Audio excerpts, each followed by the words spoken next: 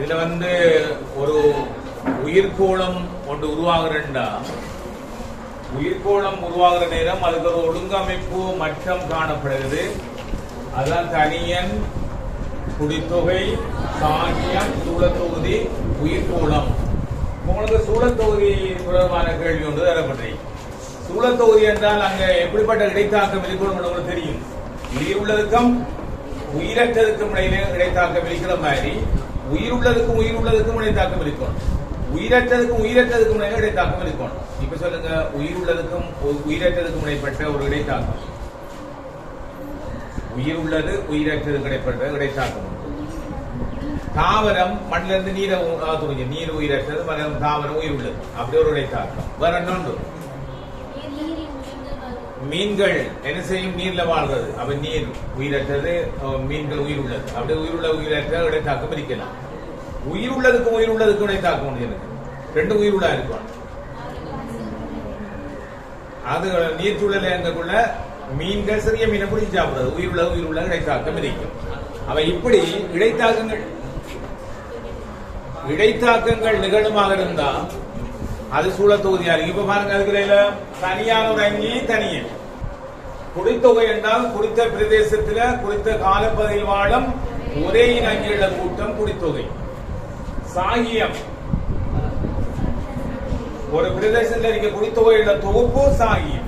சாகியம் அதோடு சேர்ந்த உயிரற்ற சூழல் காரணிகள் ஒருங்கே சூழல் தொகுதிகள் பல சேர்ந்தால் உயிர்கோளம் வரும். சூழத்தொகுதிகள்ல ரெண்டு வகை, இயற்கை சூழலும் இருக்கு, செயற்கை சூழல் தொகுதியும் இருக்கு.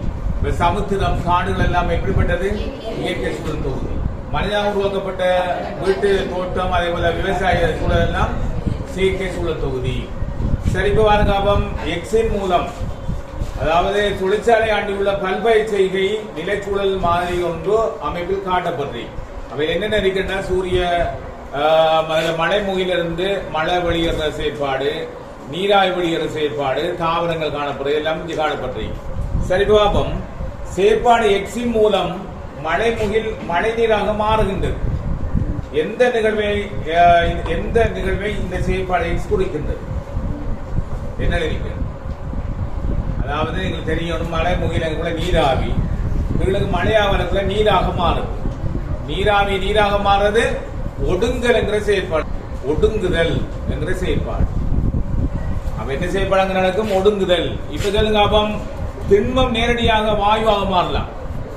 என்ன சொல்றது? பதங்கமாதல். திண்மம் வாயு திரவமாக மாறாம வாயுவாக மாற செயற்பாடு பதங்கமாதல். திரவம் வாயுவாக மாறுறது ஆவியாதல். இப்ப நாம வாயு திரவமாக மாறுறது ஒடுங்கல். சரி, இப்ப அதே மாதிரி இங்க அடுத்த கேள்வி வருவோம். நிலத்திலிருந்தும் தாவரங்கள் இருந்தும் நீராவி வெளியேறும் செயற்பாடு நடைபெறுவதை படம் காட்டுகின்றது. இச்செயற்பாடுகளை தனித்தனி எழுதுக. நிலத்திலிருந்து நீராவி வெளியேறது என்னன்னு சொல்றது?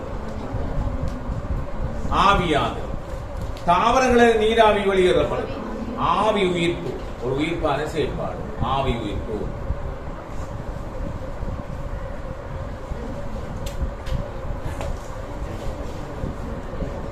சரி, அடுத்த கேள்விக்குரிய விடையை சொல்லுங்க. பல்பயிர்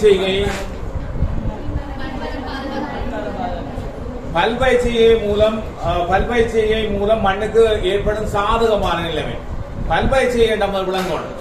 ஒரே நிலத்துல ஒரே வகையான பயிர் மட்டுமில்லாம எல்லா வகையான பயிர்களையும் செய்யறது பல்பயிர் செய்கை. அப்படி செய்யறதால என்ன நன்மை என்றால், மண்ணில் இருக்கிற எல்லா வகையான கனிவுப்புகளும் துரிக்கப்படக்கூடிய எல்லா மட்டத்திலையும் இருக்கிற நீர் எல்லாம் கனிவுப்பு எல்லாம் துரிக்கப்படும்.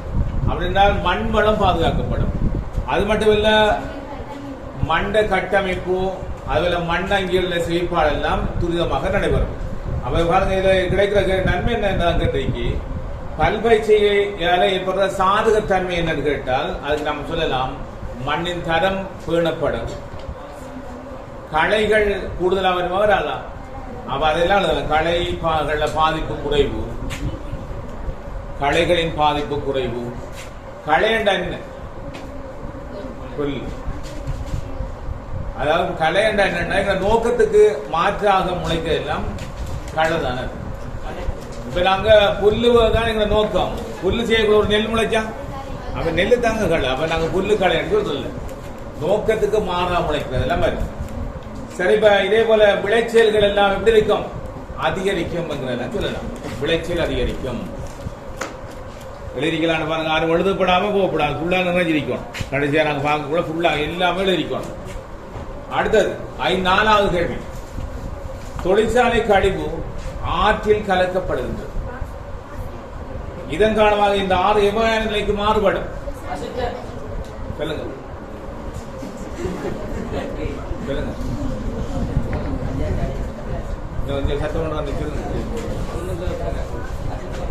அசுத்தமடையும், மாசடையும். சரி, ஏற்றுக்கொள்ளலாம். சூழல் மாச, நீர் மாசடையும்.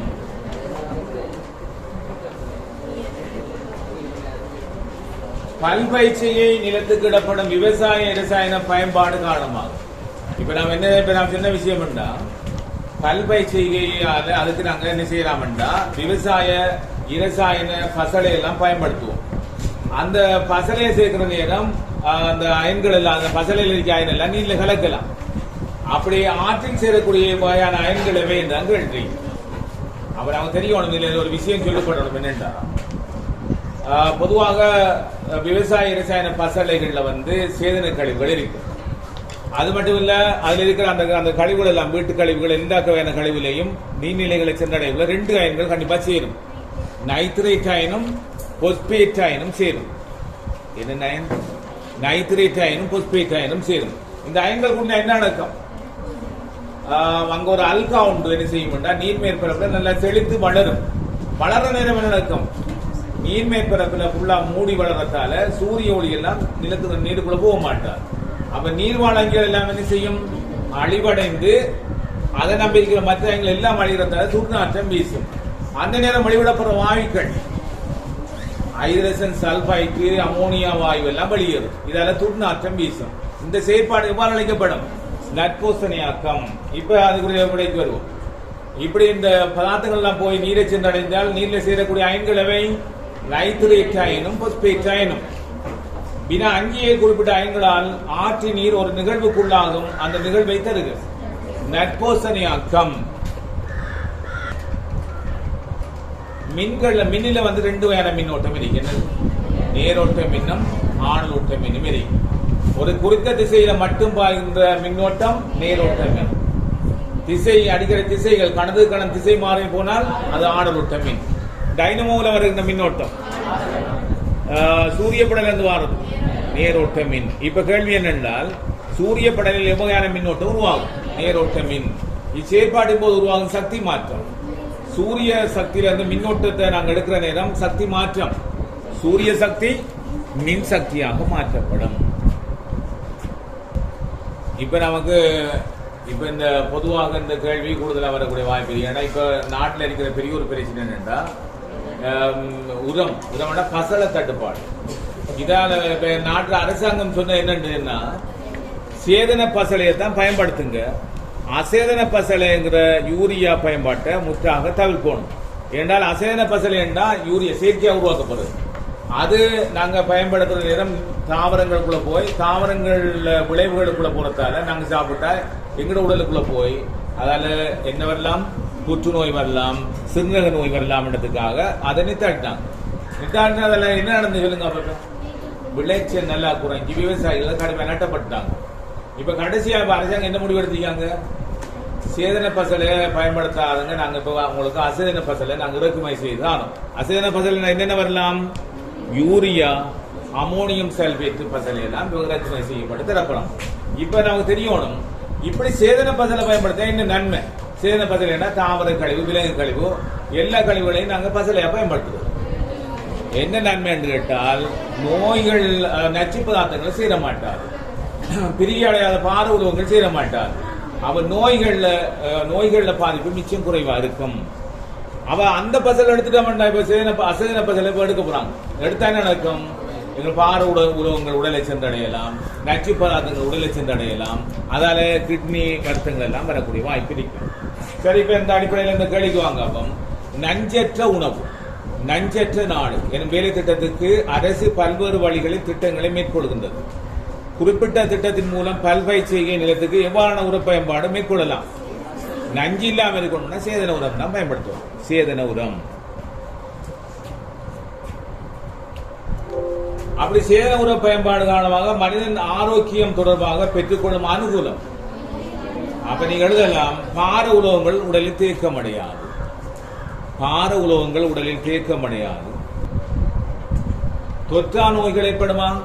தொற்றா நோய்னா ஒரு ஆள்கிட்ட இன்னொரு ஆளுக்கு வராதுதான் தொற்றா நோய். அப்படின்னா சிறுநீரக நோய், உயர்குருதி அமுக்கம், புற்றுநோய் எல்லாம் தொற்றா நோய்கள் ஏற்படாது. இது மனிதனுக்கு ஏற்படுற நன்மைகள் சேதன பசலை பயன்படுத்துறதால. இப்படி சேதன பசலை பயன்படுத்தினா மண் பெற்றுக் கொள்ற அனுகூலம். மண்ணில் இருக்க நுண்ணங்கி தொழிற்பாடு கூடுறதால மண்வளம் அதிகரிக்கும். மண்வளம் அதிகரிக்கப்படுவதால் மண் நீரை தேக்கி வைக்கிற தன்மையெல்லாம் கூடிடும். அப்ப எழுதலாம் நீங்க, மண் நுண்ணங்கிகளின் தொழிற்பாடு அதிகரிக்கும். மண் நுண்ணங்கி தொழிற்பாடு அதிகரிக்கும். மண் நுண்ணங்கி தொழிற்பாடு அதிகரிக்கும்.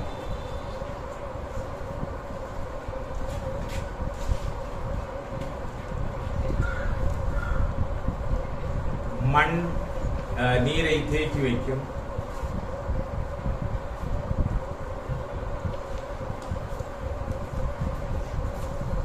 மண்ணில் காற்றோட்டம் அதிகரிக்கும் என்றெல்லாம் எழுதலாம்.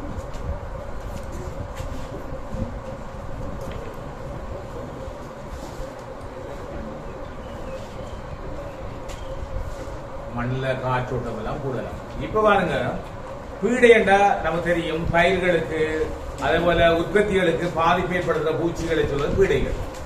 அந்த பீடைகளை அழிப்பதற்கு பயன்படுறதுதான் பீடை நாசினி.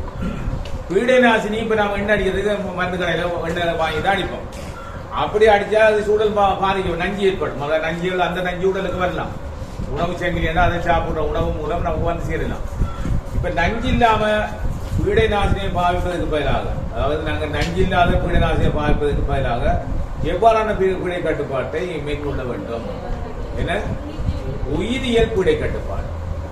அதாவது நஞ்சு இல்லாம எங்களுக்கு பாதிப்பு இல்லாம பீடைகளை கட்டுப்படுத்தணும் என்றால் ஒரு அங்கியை இன்னொரு அங்கியை கொண்டு அழிக்கணும். உயிரியல் பீடை கட்டுப்பாடு மேற்கொள்ள வேண்டும். உயிரியல் பீடை கட்டுப்பாடு. உயிரியல் பீடை கட்டுப்பாடு என்ன? ஒரு அங்கிய ஒரு பீடை அழிப்பதற்கு இன்னொரு அங்கியை பயன்படுத்தணும். உதாரணம் சொல்லுங்க, தென்னம் வண்டுகளை அழிப்பதற்கு குர்வமி கோத்திச்சா பூங்கூஞ்சிங்கிற ஒரு வண்டு பயன்படுது.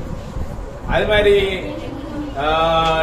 டெங்கு நுழம்புகள் அழிப்பதற்கு ஹெர்பீஸ் என்கிற மீன்களை வளர்த்தோட அழிக்கப்படும்.